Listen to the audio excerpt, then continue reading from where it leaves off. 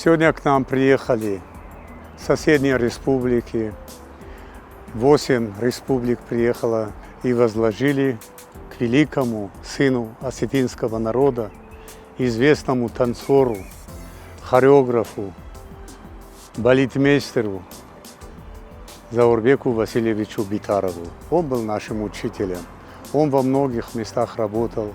В Чечне-Ингушетии, в Коми-АСР, в Москве у Моисеева постановки делал. Он был востребован. Его весь Советский Союз знал.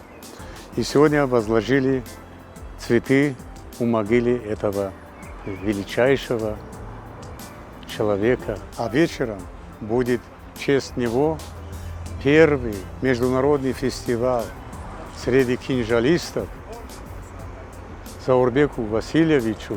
Это посвящается и так и назван фестиваль Заурбек.